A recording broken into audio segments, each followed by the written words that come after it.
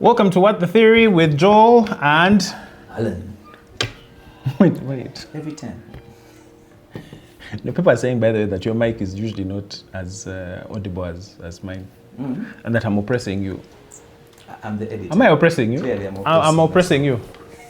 You're the one who can shape this. You can make me look stupid. You can make my nose, like right now, you can just do that bubble thing and make my face look like ridiculous as I'm talking. So like you're more powerful, right? you own the means of production. I'm what simply seems talent. to be power, but it's not power.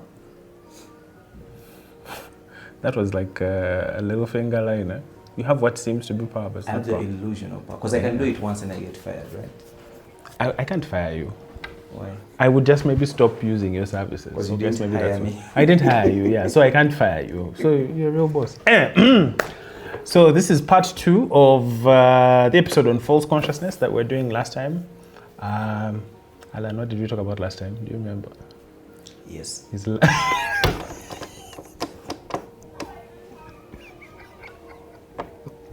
What did we talk about? Anyway, so the conversation was about false consciousness, and in the comments, there were a few people who were talking about, to some extent, that they were appreciating what we were talking about, but how do you sustain it? How do you achieve class consciousness?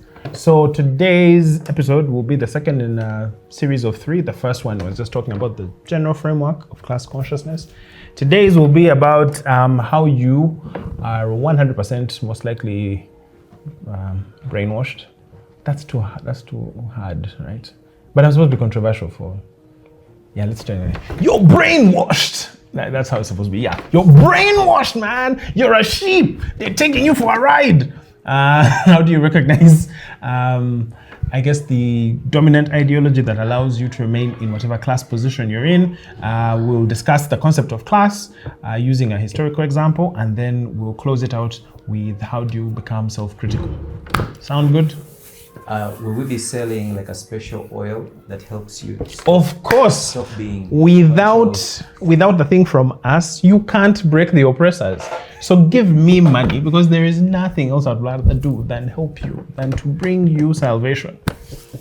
Thank you very much, Alan. Yeah, it's Alan's body sweat. You can see, put the bottle here. Alan's body sweat after he's gone through town.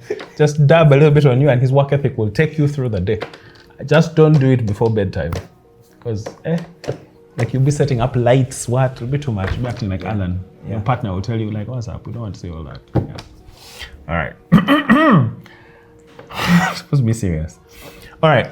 So to recap, the discussion we had last time was all through societies that have existed, the foundational question that we have to ask ourselves is, what determines the way people think in that age? What is it that determines the ideologies, the religion, the culture, all of those things? So if you probably studied history in school, you were probably given the classical liberal interpretation. So the liberal interpretation is can be rooted in the ideas of someone like Thomas Hobbes, the Leviathan. I'm doing this so this man can remember to put it there. And in that, he theorized that there's a social contract between us as people who live in a society and the general class of whatever we call it, society, whatever you're grouping as. I belong to this family, to this tribe, to this kingdom, whatever the case is, that there is a social contract between you and that entity.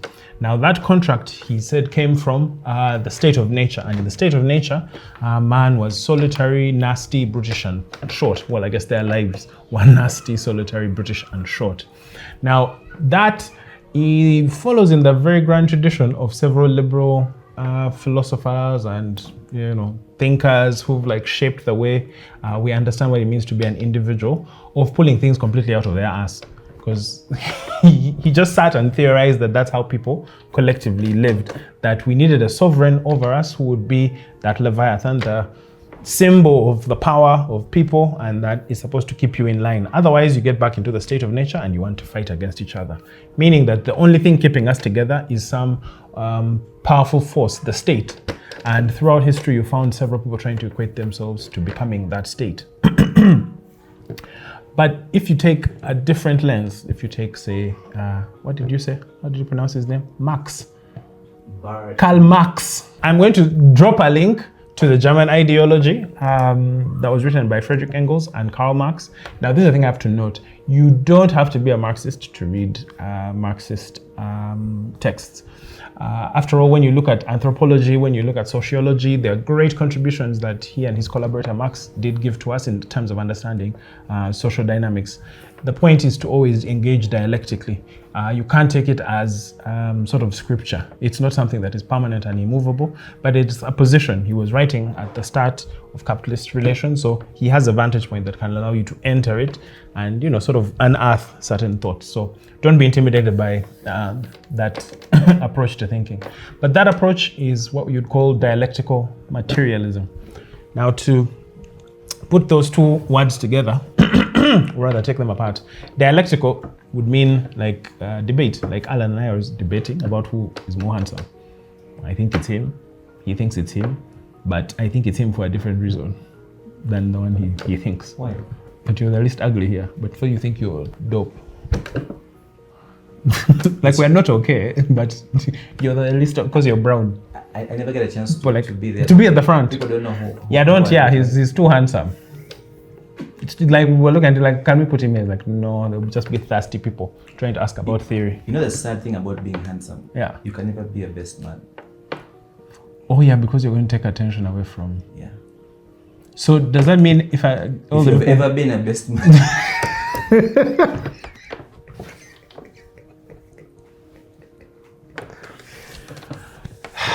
The more you know. All right. Thanks for that material analysis. So dialectical is supposed to refer to arguments, but not arguments like you would have, let me say, over sports teams, where the point is maybe just to make your point hard and then leave it at that. The point is to come to some common ground.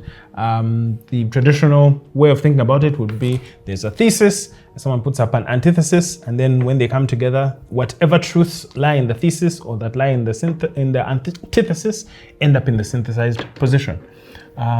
It could be that you have a certain idea of nature. And this is where in the Marxist way of thinking, you talk about the difference between quantity and quality. So if you have 1 grain of sand, that is just a piece of sand. You put 2 together, 2 grains of sand. At a certain point of critical mass, when you start dropping little grains of sand, you'll come up with a heap of sand. Now, I don't know how many you're going to take away for that thing to no longer be a heap, but there is a certain number at which the quantity leads to a change in overall quality. So just bear that in mind, the difference between quantity and quality.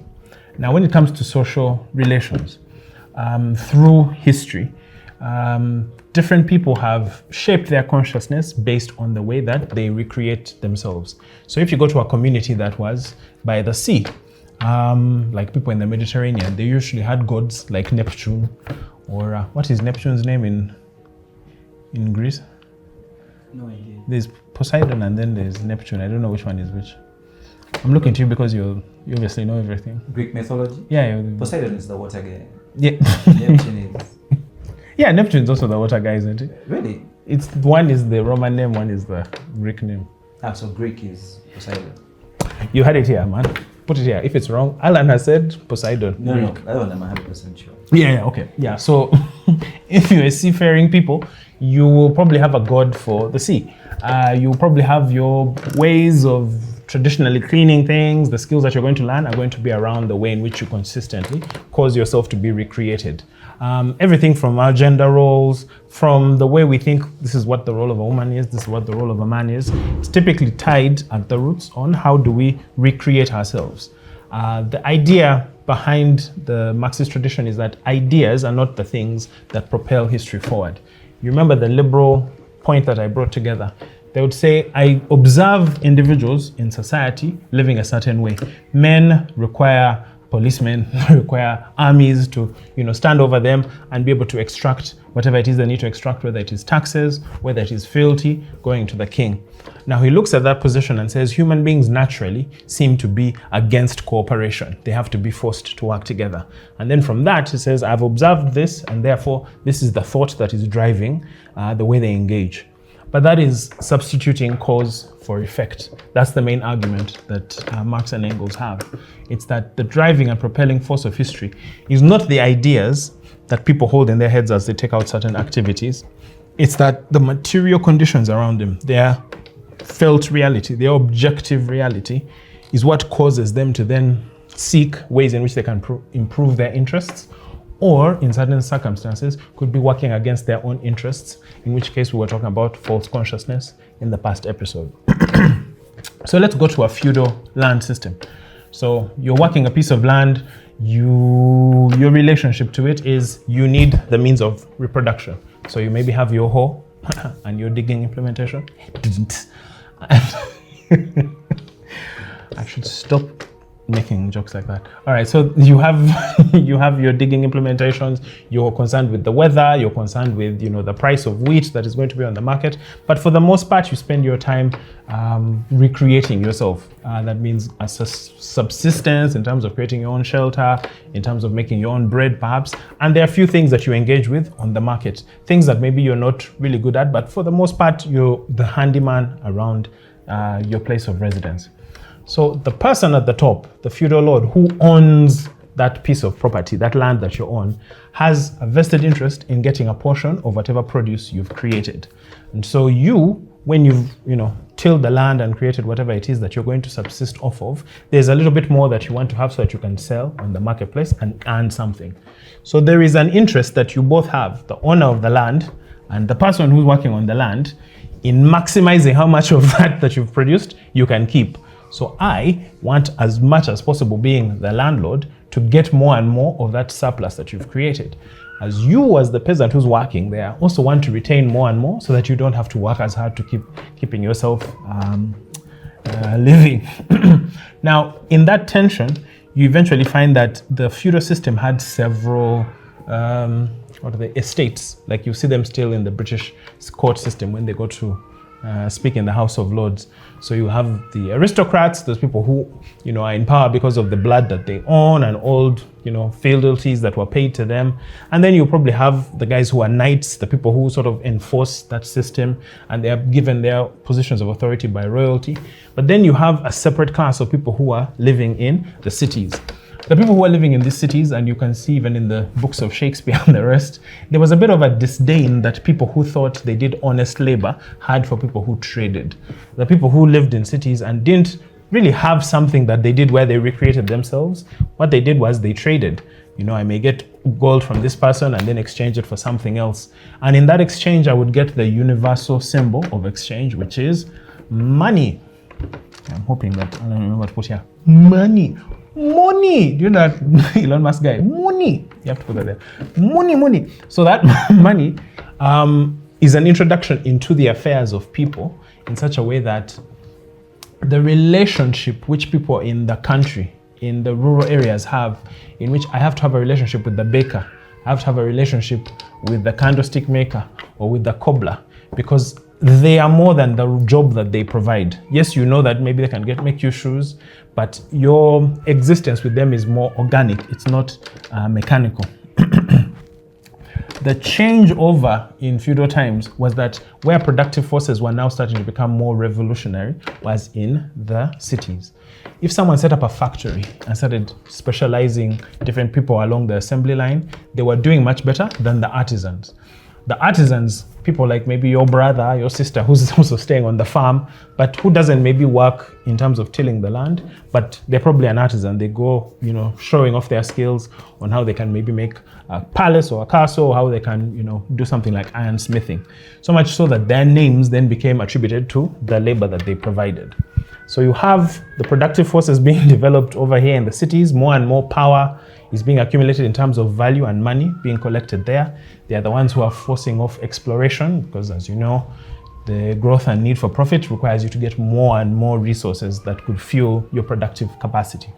So now you have the rising productive forces within society that is being owned by businessmen, entrepreneurs as we call them today. But the social forms of relation in the feudal world still have it that if I am the king here, you have to pay fealty to me. Whatever business you do, you're paying to me. So now there is a contradiction that is there that lies in those two circumstances. Again, like the interest between the person who's working on the land and the feudal lord, I want to retain as much as possible. This feudal lord wants to capture as much as possible. When it comes to the cities, the person who's doing business, who owns an enterprise, wants to maximize the amount of return that they can make. Meaning that, for instance, me, if I hired Alan, I need to pay Alan an amount that can allow him to reproduce himself without, reproduce himself sounds like I'm saying go F yourself, but that, I hope it's not coming across that way. It's coming across that way. It was. F yourself. No. So in order for Alan to keep reproducing himself, to be able to pay his bills, whatever the case may be, I need to give him a sufficient amount that he feels it's worthwhile for him to sell me his labor power. Actually, what he's selling me is the potential of his labor power. Whatever amount he's making, whatever amount I'm making, anyone who's selling their labor, the transaction has to be in such a way that whatever you're producing for the person you're selling your time to, you have to be giving them more than what they're paying you. Therefore, your exchange value, the amount that your labor is worth on the marketplace, has to always be slightly less than the value that you're actually creating in the marketplace. Otherwise, there would be no point in the people paying you because there isn't any surplus from which they will be able to extract the profits that keep the business going. So you have that other group of productive forces that is growing. It is becoming way more productive. Someone who's working in a factory can make so many more widgets, can make so many more printing presses than a few individuals. The laggards, for instance. We laugh at the laggards now because we think they were just terrified of technology. In fact, they understood the technology way more than the people who were just watching it come by. And what they understood was that bringing in these machines meant that human labor was going to become dispensable. No longer would it be like the old days of the people who were living under the feudal system, where you could live on the land. You got to share a portion of what it is that you wanted with the king, but the king was not involved in your day-to-day practice. He didn't tell you how to grow things. He wasn't there instructing you on when you can take a break. You had some sense of freedom, and the price that you paid was a portion of the surplus being paid up to the king. But in this other relation that's going on, you've got business people who are growing as a powered class. They need more and more consumption, and there isn't enough land. The land that's held by the aristocrats. So without going into too much history, those guys who did history, you'll understand the Black Plague that occurred in Europe that destroyed a lot of those feudal ties, leaving the way for new people to then say, I work for this business. So you no longer identify, say, as I'm a member of, Lyon in France, or I'm a member of whatever, tribe this is. I am now someone who works and has sworn my allegiance to this Masons community or to this union of workers that I'm going to be a part of. Now, why am I belaboring this point?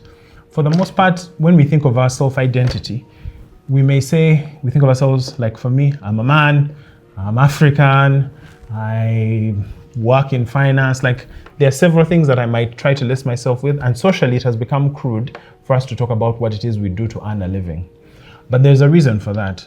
Because in a way we want to disintegrate or fracture the identities that we have by being the person who I am on the marketplace, who I am on LinkedIn, who I am when I'm trying to get a job. Is not the real me. It's like a role I play.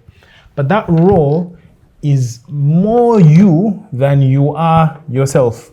And what I mean by that is the things that allow you to recreate yourself, the principles that you follow in earning your pay, those things define who you are. Because the essential thing about being human, at least from the aspect that we look at, what makes us different from goats or lions, is you can never find two lions negotiating a business deal.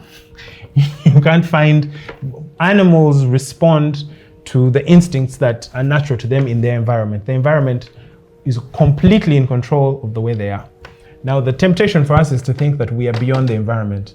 We think, for instance, like people in the church would say, that we are in the world, but we are not of the world. But you are part of the universe. You're materially connected to it. That's why you're buried in the ground and you're taken back to dust. So the phenom that we are is that we are like the universe seeing ourselves. And if you think through that completely, it means that if you think and isolate yourself as just an individual, you start just like Hobbes started or like Descartes started. They all start with a great idea, but it's not connected to the material circumstances. So that's the main first point I want to make, that always look at the material forces. And by material forces, it means what are the ways in which you relate to the means of your production? Do you own assets? Do you own land? How is it that you recreate yourself? Is it through the labor of others or through selling your own labor? As the saying will always go, if you really want to be rich, the most important thing for you to do is get people to work hard for you. Yeah, you might, even if you work hard, there are several people who worked hard and never got into where Elon Musk is. So this is the next piece. You might say, okay, that's all well and good. Hey, you've told me the path of communism. I believe all of it. So what? As of today, the riots, the protests that are going on in Kenya have continued to surprise, I think, a lot of people for two reasons, I think. One of which I think is quite sad, and the other which I think is quite hopeful. The first one, I think, is there was a general malaise, I think, from people in my generation, if you count it as the millennials, or the millennials, in that we saw people like Chiza Besigye, we saw even Bebe Cool. We've seen, so Bebe Cool, Bobby Wine, my goodness. I wanted to say, we saw Bobby Wine, we saw, what's his name? The man Chen Luchamus. my candidate in the last presidential elections, General Montu. We've seen different people try to resist the current ruling order. Now, the way we've been shaped, the ideology that we live under, is that politics is inherently a terrible thing. It's Machiavellian. It's chaotic people trying to get in there, and they're kind of useless, and they are just hampering the way, and they are corrupt, and if only we could get Sevo out of the place, things would change. And I think that's by design.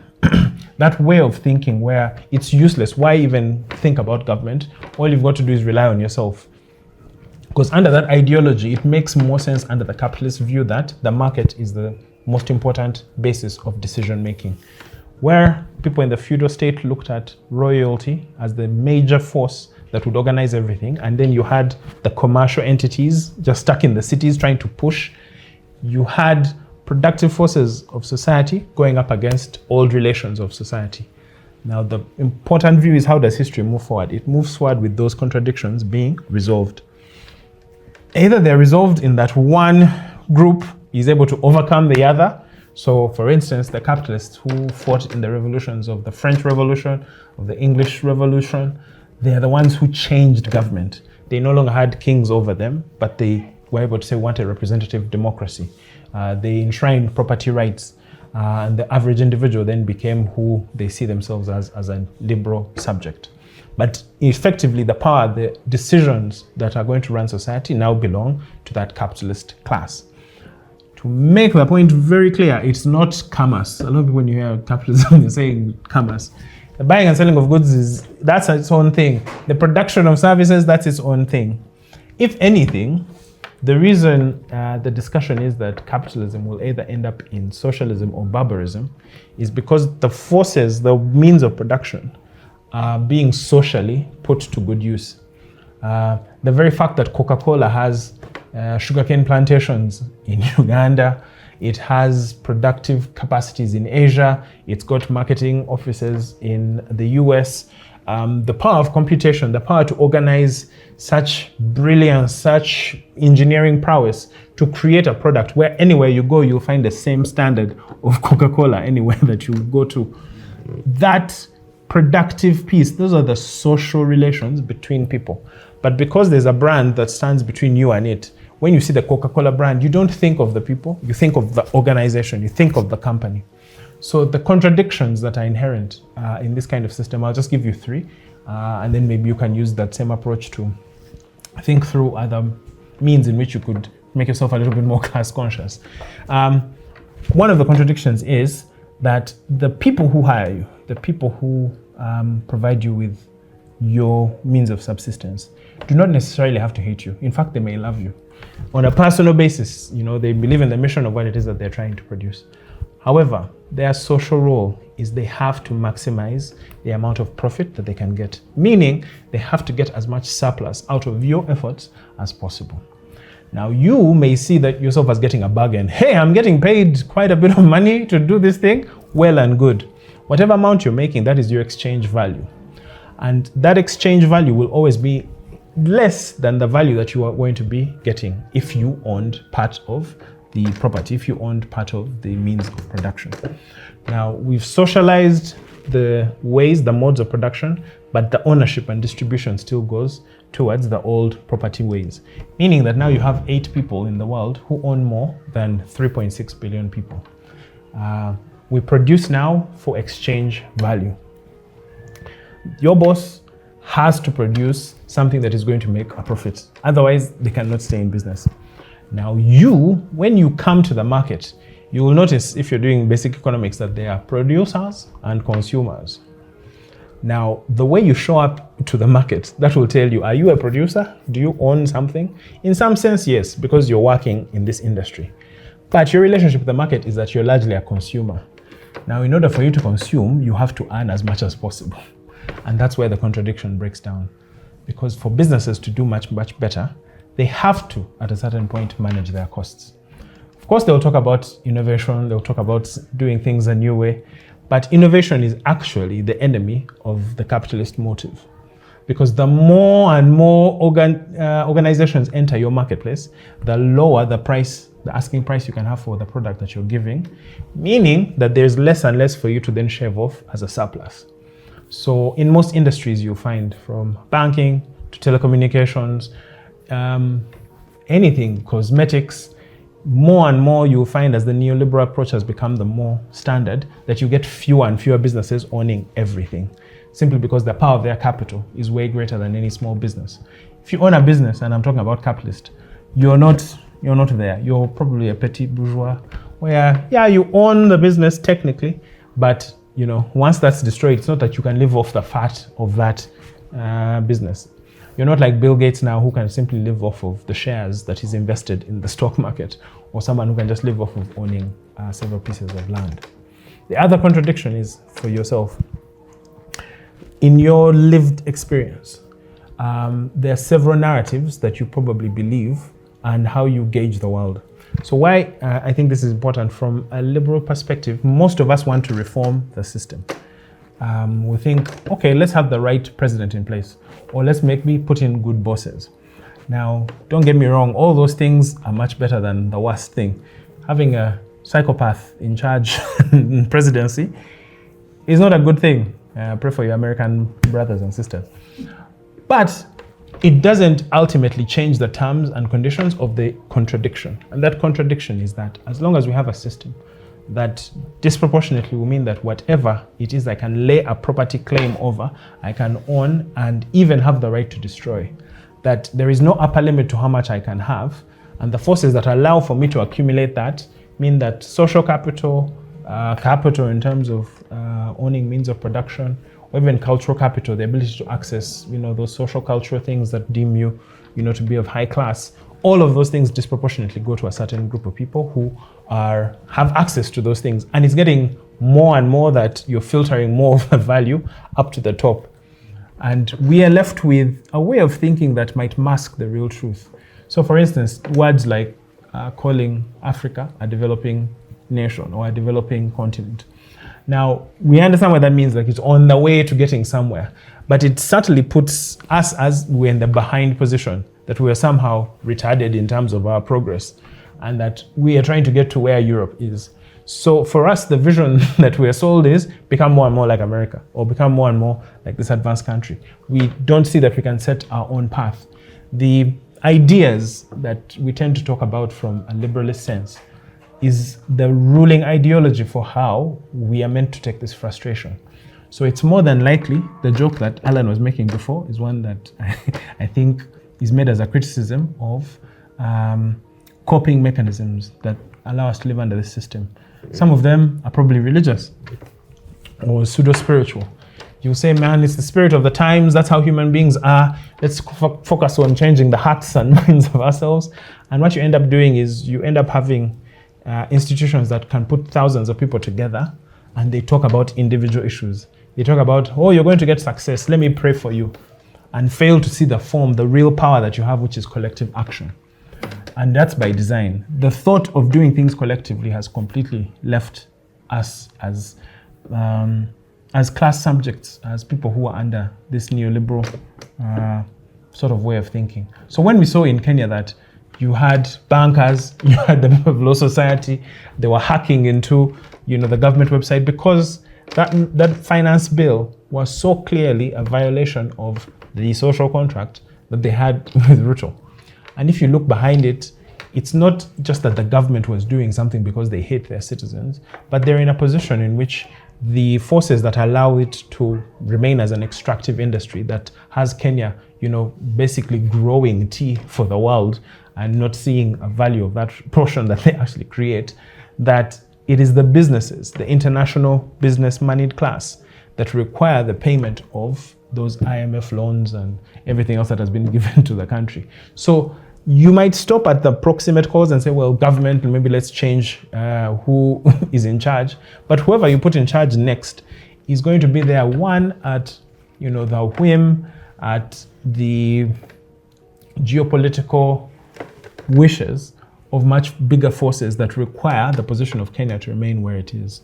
And this is why I say reform doesn't help. You may get a president who comes in, and collective and class action, for instance, always stops things. It's the one thing that has always stopped and moved the progress of capital.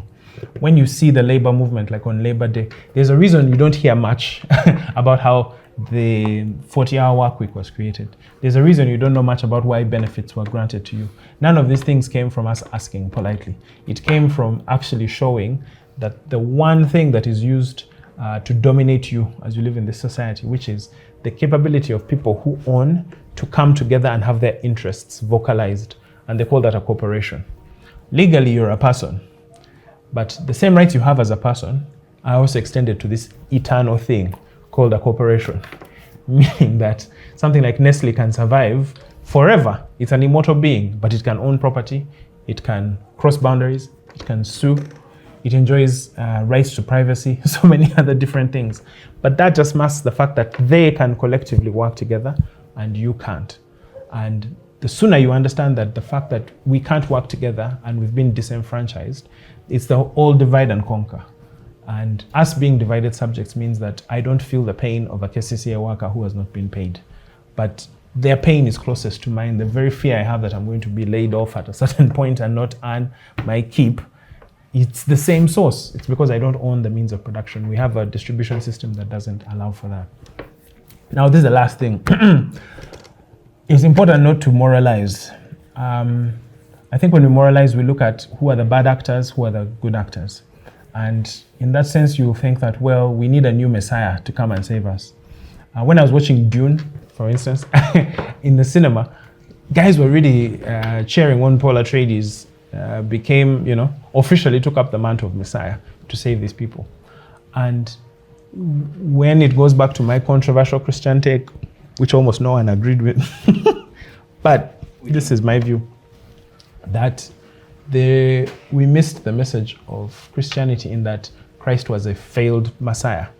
If you look at the way the Jews looked at it. So if you look at the Jewish, they're like, yeah, he wasn't a Messiah because he came and he died. He was defeated because the Messiah is supposed to come and, liberate people, physically actually liberate them from their chains.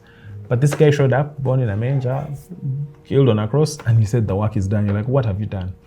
But the idea that it would help with is that it was no longer the case that we have to look up to God, but that God has given the work back down to us. Like he came at the lowest point and said, you at the lowest point, you can be first. It's the lowest of us, the people who've been the most oppressed, the people who are the closest to the reproduction of human life, the essential workers that we spoke about during COVID, like that role, the fact that you understand the cost of what it takes to have all of this opulence. Someone working in the mines in Congo understands more the brutality of the system that we're living under than me who's enjoying this iPhone. So the further I am from that reproduction, the more false my consciousness is. And if I try and think through my ideas are always going to be tinted with things that reinforce that way of thinking. And that's where being self-critical is important. Not to point at the stick in someone's eye and forget the log in yours, because Why is it, for instance, that I think as a man, I am more naturally the breadwinner? Without thinking through those intersectional pieces, I carry with me certain fractured ways in which I look through and evaluate what value is. So when someone says they're a nanny, for instance, on the open marketplace, we may look through the exchange value and say, well, that person isn't really talented. So you have skilled and unskilled labor. Yet that person is doing something that is important and critical for the world to keep going, taking care of our children. Is it the case that you're leaving your child with someone who has no skills, or you're talking about the basis of evaluation being a market that does not see those things? And the major argument that people that have for revolution, it's not necessarily that they're going to run to the streets tomorrow. It's that we need to have a new way of thinking to grasp things by the root. What happened in Kenya was, a spontaneous thing, but there had already been people organizing. Already ideas had been formed. There was some place for that rage, for that energy to go.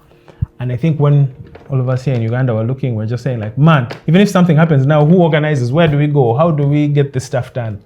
One of the most interesting things for me to learn was Rosa Parks, for instance, had been trained in Birmingham so that by the time she stayed on that bus, it's not something that she did just because she had a strong spirit.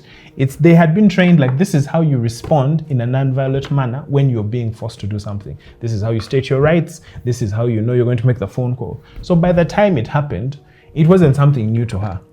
And this is where the great man theory comes back into things. If you look back at all these movements that have caused change, whether it is the Nelson Mandela in South Africa, whether it's our own General Museveni, whoever the case may be, the stories are reduced to great men had great ideas and they inspired crowds. That's because the narrative is controlled by the people at the top. Now, someone who sits atop a hierarchy has a vested interest in you believing that they have to be up there. And look at who we glorify now. We don't glorify kings. We glorify two types of people. We glorify those people who are so good at a certain craft that is popular, whether it's an athlete or a musician or an actor. You get to the top because it's going to amass you riches. You're seen as, because of your talent, you're at the top. And others, because they're at the top, it's assumed that their talent is super to all of us. So by allowing Jeff Bezos to have billions of dollars, what we're saying is he is worth those billions, that he contributes that. But the question that will come back to the recreation of the means of production is on a daily basis, what is he doing that is recreating everything that Amazon does? Is the power with him, or it is with the people who actually man those factories, who do the work? And once we liberate ourselves from that, it's like that question that is asked in, what's that song? Something in the Wild. Oh my God, I'm becoming really old. Jay-Z and Kanye. What's a king to a god? What's a god to a king? What's a god to a king? No, what's a god to an unbeliever? It's like the last one. That's the last one. See, I need to listen to this one. But anyway, the whole point is it started with the mob. What's a mob to a king? And all through society, you'll see that hierarchies that have been defended have always crumbled under the pressure of inconsistencies. What we're seeing in the world now, what you're seeing in Kenya, was people who are recognizing that, but that energy needs somewhere to go. And the best way for you to shape it is to start to think critically, to start to look at yourself, but also look at the things that make you uncomfortable for a while. If you sit at those contradictions long enough, you'll start to see barriers in your own mind. Whether it's the barrier of you thinking that people who are poor deserve it because they didn't work that hard, and try and examine, where did that theory come from? One, if you see someone homeless on the street, what story do you tell yourself to justify them being there? And what story can we justify of a system that necessitates that kind of human waste? Because you have to think that they deserve it, but at what point do they deserve it? What choice did they make to put them there? And how far away are you from there?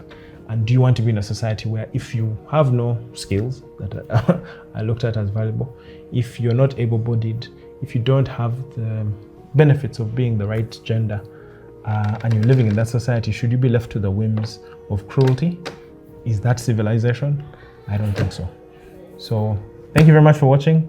The idea again that I put forward is, if you want to think through these things of consciousness, again, it's not about examining just the ideas. It's looking at how do you materially benefit? How do you reproduce yourself? And that's looking at your politics, and that's looking at the business life that you have. How is it that you make your living? And then look at the different incentives. There are moral actors on either side. They are going to be good bosses and they are going to be bad employees. The problem is, what power does a bad employee have that a boss cannot take away? Who has the power to actually harm you? There's a reason when we talk about racism, for instance, all these other issues, and that's the next episode, is going to look at what are the key identity markers and why do you start with class? The reason we start with class is it is the most primal, it is the one that is beginning, it is the one that covers all of us.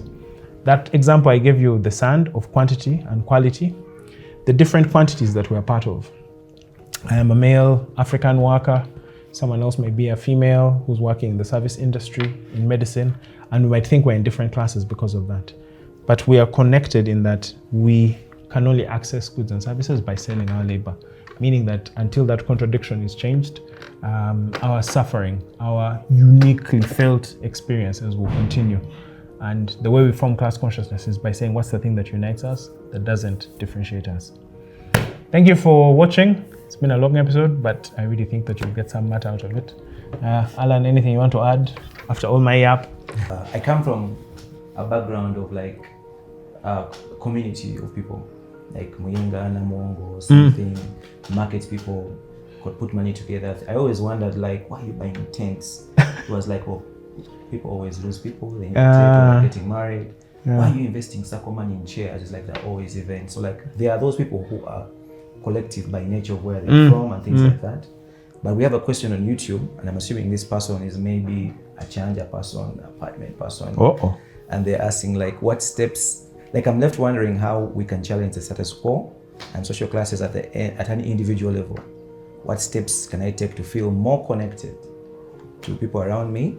And I'm hoping the next episodes can share more insights on this. We are trying. Yeah.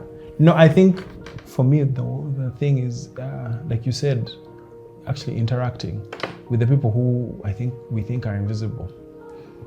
In my S6 VAC, also my S4 VAC, I worked as a waiter for a while. And I remember I was working at Ban Cafe, and there were guys that I knew who were working at Bank of Uganda. Now, I had seen them a few times, like, like you're in the same building, you see each other. But they had only seen me when I was doing an internship at Crane Bank, because we were both at Crane Bank. When we got to this thing, I came and served them at the table and they didn't recognize me.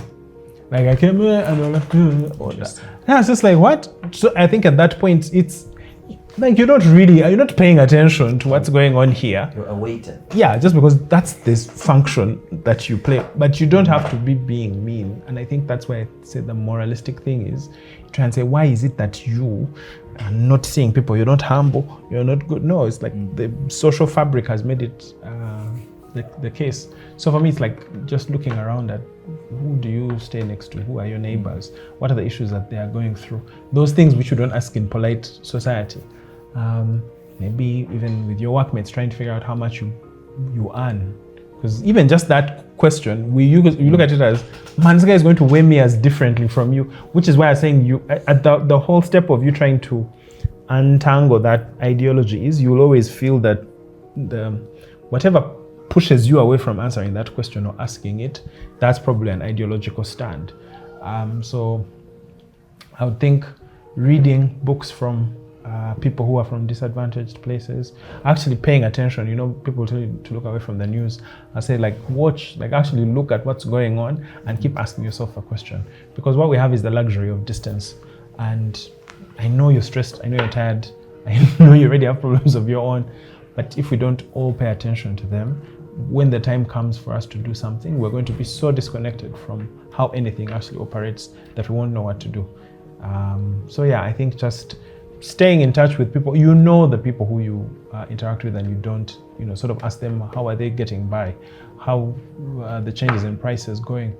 And more or less, I think when you have those interactions, you find that there's more that you have in common than you realize. And I think the last thing is, think about it like, we don't want to end up like where Christianity has ended up.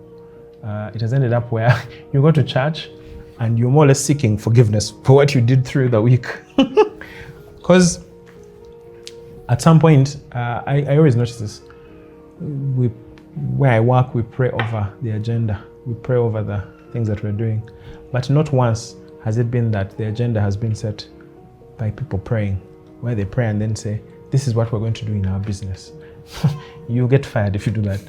The work comes first, and then we bring God to kind of bless the work that we've done. So in some way, when I say that capital runs the world, that mammon is what is in control, it sounds like I'm making a joke, but for me, I'm saying that we believe that we're in charge. We believe that God is on high in our heads. But if you look at our objective actions, just that very act where you say, God, come and bless the motives and things that have been presided upon using the logic of the present day. When you make decisions on healthcare, on education, the fact that that enterprise has to be profitable, it has the same effect. It creates consumers, it creates outputs, it creates appendages of people who are working in it that are completely disconnected from the full logic. So if you don't want to get into that space, you have to actually intentionally push yourself away from mass culture. There are definitely groups. If you reach out, even here, if you want me to share a few resources, I'm happy to share them. But it's a difficult process to think for yourself. Nietzsche's point was the last man will be not distracted by problems, but distracted by pleasure. But now you're seeing that that pleasure is breaking apart because most of the world is seeing the immiseration that's happening in Gaza, in Sudan, in our own streets, in Kenya. Everywhere you're seeing things are falling apart, and there is a systemic issue.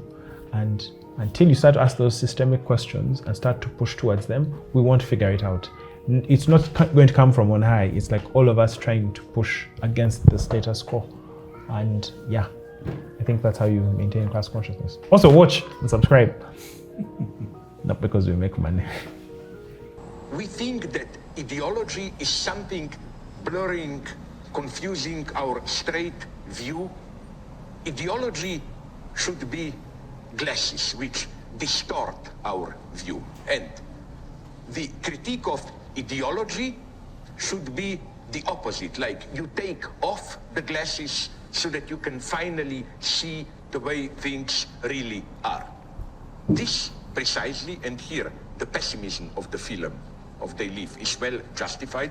This precisely is the ultimate illusion. Ideology is not simply imposed on ourselves. Ideology is our spontaneous relationship to our social world.